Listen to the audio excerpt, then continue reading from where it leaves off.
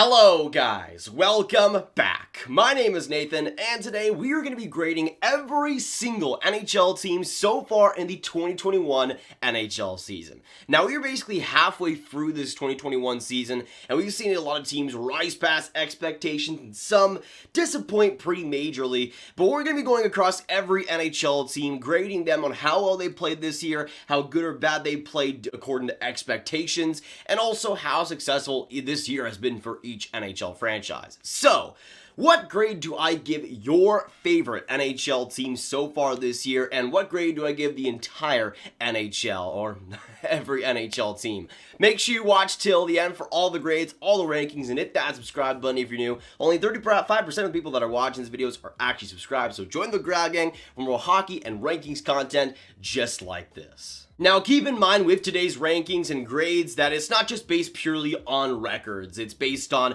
how these teams have played up to expectation. And for, let's just say, a rebuilding team like the Ottawa Senators, the youth and the prospects progressing is really all that matters this season. But we'll get into them in a few minutes' time. Do not worry. We're going to start out today with the Anaheim Ducks, and my grade for them is going to be a D-.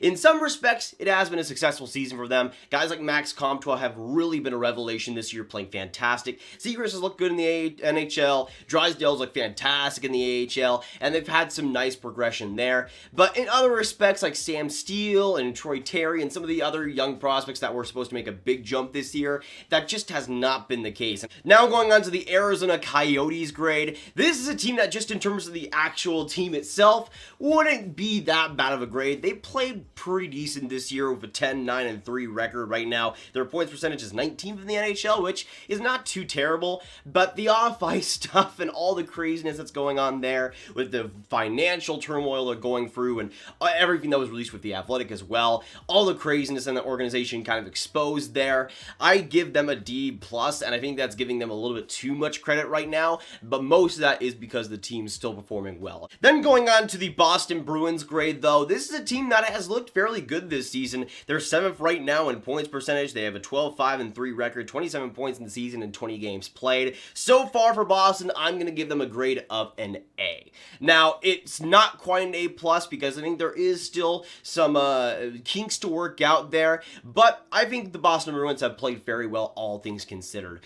I thought they were going to decline a little bit, but I thought Pastrnak would be out for a longer time, and even Brad Marchand, I would say so, but the Boston Bruins defense has really been a huge reason why they've been winning games. It's been much improved compared to last year. Guys like McAvoy stepped up, Carlo, Grizzlick has been fantastic. Really, that whole defense has come together. But now going on to the Buffalo Sabres, and I'm not sure there's a more fitting letter for them than the letter F right now, at least so far this season. The Buffalo Sabres in 20 games played have a 6-11-3 record for 15 points in 20 games played. Their points percentage right now is 28th in the NHL, and once again, the Buffalo Sabres continue to disappoint. For the Buffalo Sabres, this is probably one of the worst 5-on-5 teams I've ever seen play in my entire lifetime. It is seriously agonizing to watch the Buffalo Sabres this year. It hasn't exactly been a cakewalk in prior years, but this year especially, when they're not on the power play, they're an atrocious team, and you see that in the production of guys like Hall and Eichel, where it's just not their 5-on-5 and needs to be better. And with Jack Eichel potentially leaving in the offseason,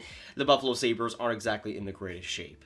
But going on to the next team, we're going to go on to the Calgary Flames next. This is a team that I had some pretty lofty expectations for. I had them finishing 3rd in the Canadian division this year, and I thought the offseason acquisitions of Markstrom and Tanev would really help them. So far, Tanev has been good, but Markstrom has been a different story. He started off fantastic, and then it seems like since February has fallen off a cliff. So far for the Calgary Flames, though, in 23 games played, they have 10 wins, 11 regulation losses, and 2 overtime losses for 22 points in 23 games. So for my grade right now, I'm going to give them a D-.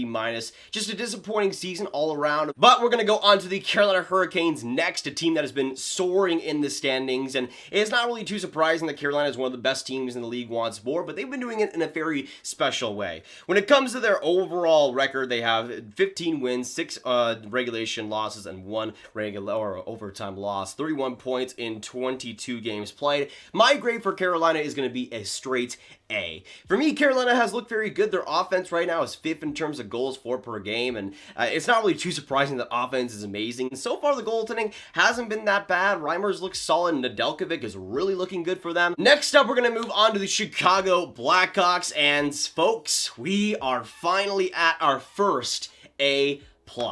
The Chicago Blackhawks season has been successful in pretty much every single way you'd want it if you're a Chicago fan. Kevin Lankinen, I thought was going to be good, but he's been at an elite level, one of the best goaltenders just in general in the NHL this year. You have Kane and DeBrincat scoring like absolute madman, that power play being ferocious, the best in the league right now. And you got rookies as well like Pius Suter and Philip Kurashev really proving their worth. But now we're going to move on to the Colorado Avalanche, and for my grade for them so far this season, I'm going to give them a D+.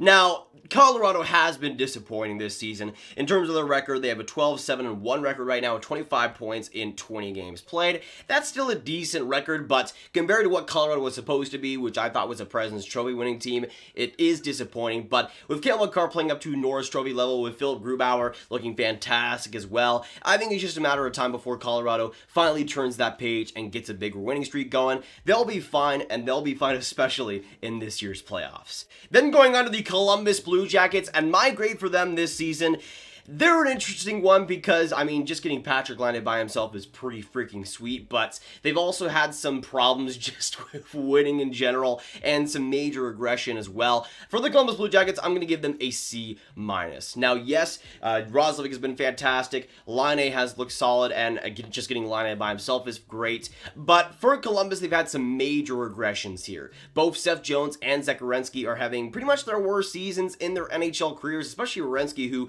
has not look good whatsoever. We're gonna go now to the Dallas Stars, my favorite NHL team, and I know I'm wearing the Tampa Bay Stanley Cup jersey. This is just because of Blake Coleman, but for the Dallas Stars this year, it hasn't exactly been successful either. In 17 games played, they have a 6-7-4 record, 16 points, and 23rd in points percentage. The team started off fantastic, especially when it came to the power play and the offense. It was rolling, and then it just stopped. It just absolutely hit a cliff and just exploded, and then got a nuclear bomb dropped on top of it, and then just the space collapsed all on top of it at the same time, and it was not exactly too pretty. My grade for them is going to be a straight D. But now we're going to move on to the Detroit Red Wings, and my grade for them is going to come at a D+. Now, Detroit is bad once again. That's not surprising anybody right now with a 7-15-3 record, but it's been the regression and some notable players not really progressing too much that has me a little bit worried for Detroit and has them at a lesser grade. Most notably with Dylan Larkin just not really looking good whatsoever this year. Obviously, he's got the first year as the captain, and that takes a lot of weight on his shoulders, but still at the same time, last year was pretty disappointing from him, and this year is even more so. You also got young players like Philip Zadina who were supposed to take big steps this year, and that just really hasn't been the case whatsoever, looking worse than last year comparatively. Then going on to the Edmonton Oilers, this is another tough team to place here. I'm going to be giving them a C+.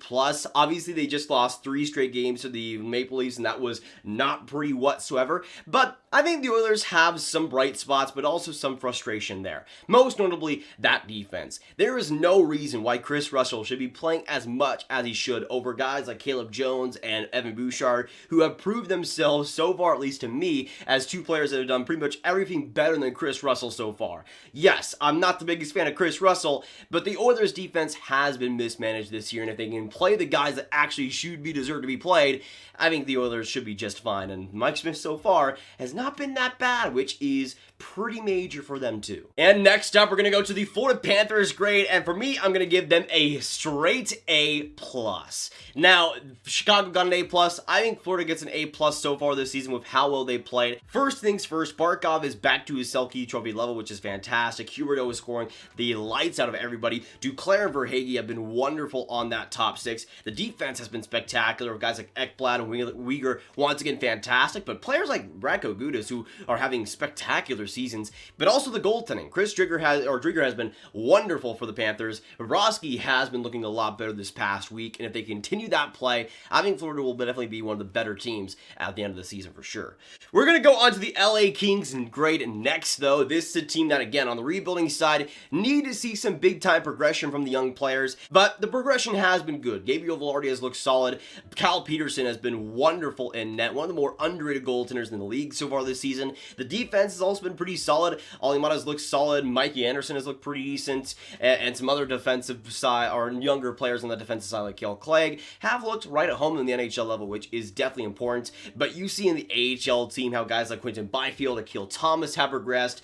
It's been a wonderful sight to behold. Those guys have been fantastic. So the progression down there is a big reason why their grade is so high. And now advancing on to one of my favorite NHL teams to watch so far this season in the Minnesota Wild. My grade for them is going to be a clean A+.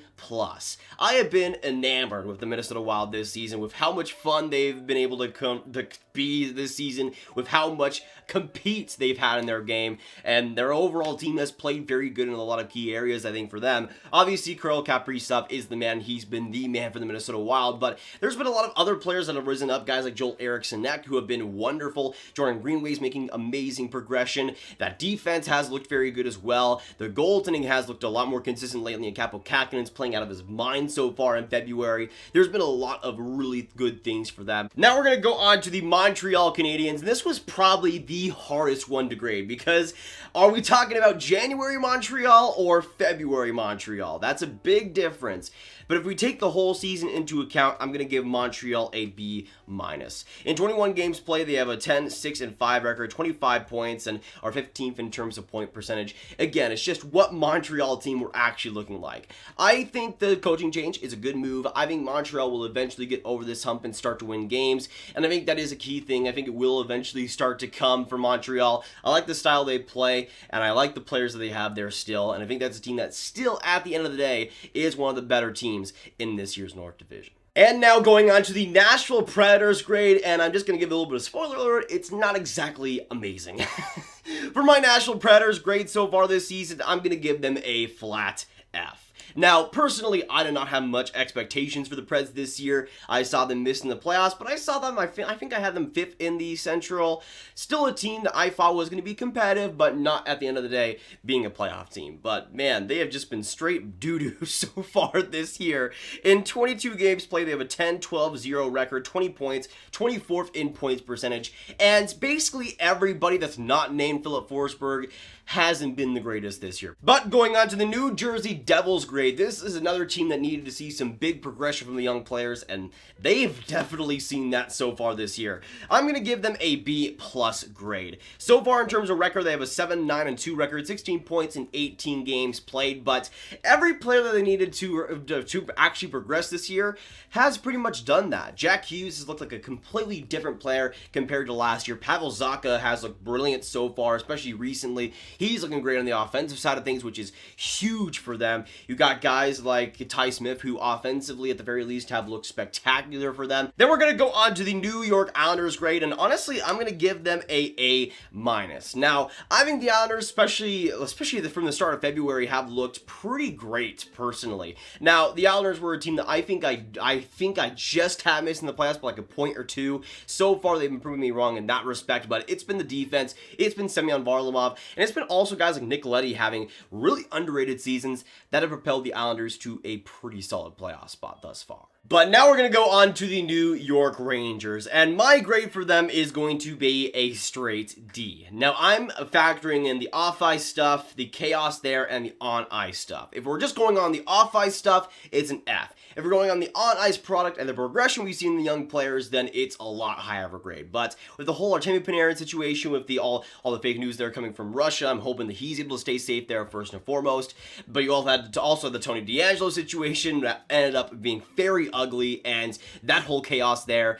But I would be willing to argue, even though the Rangers haven't been great so far this season, the progression of guys like Kaapo Kakko, who look like different players this year, which is a huge bonus. You have Keandre Miller looking fantastic, Adam Fox improving, Shesterkin looking very, very good, Buchnevich looking like an all-around beast. There is a lot of good progression to like for the New York Rangers this year. Then going on to the Ottawa Senators, this is another team that needed to see their youth really get going and really start to put up some numbers, and man, have they done that. I'm going to give the Ottawa Senators grade a straight A. Drake Batherson is scoring the lights out of everybody right now. Brady Tkachuk's looking fantastic. Thomas Chabot obviously is still there and still looking good. You got also Tim Stützle looking very, very solid offensively in his first season. You got Josh Norris, who is one of the more underrated rookies in the entire league this year, playing first center minutes at such a young age. But we're now going to go on to the Philadelphia Flyers. Actually, no, wait, the Pittsburgh Penguins. We'll go to the Flyers next up after them. But for the Penguins, I'm going to give their grade a straight C. Now, the Penguins, I did not expect to be great this year. I think I had them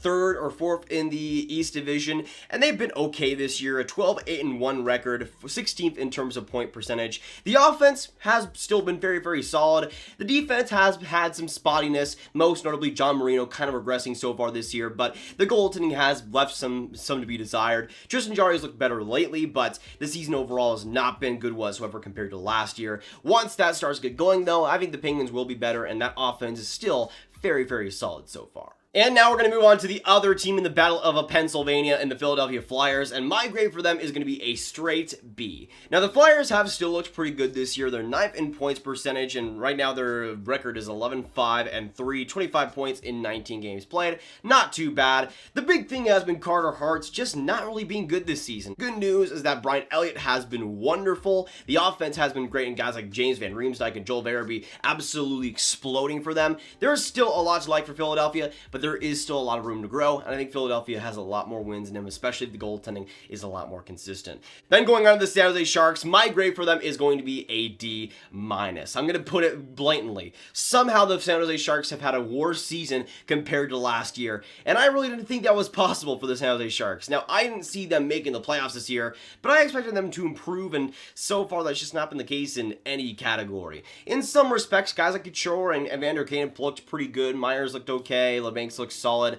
But the defense has been once again horrible. Erik Karlsson has fallen off a cliff this year. Burns and Vlasic still do not know how to play defense.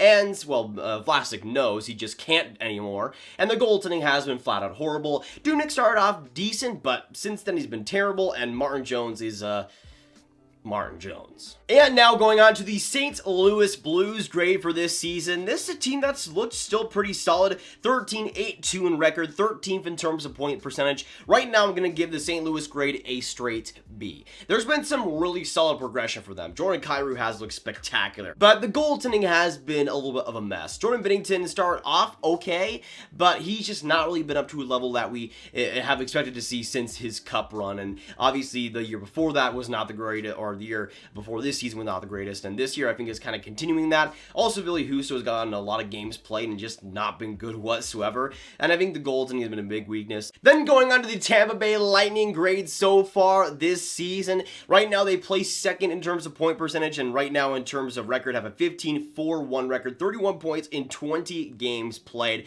I'm going to be giving their grade a straight A.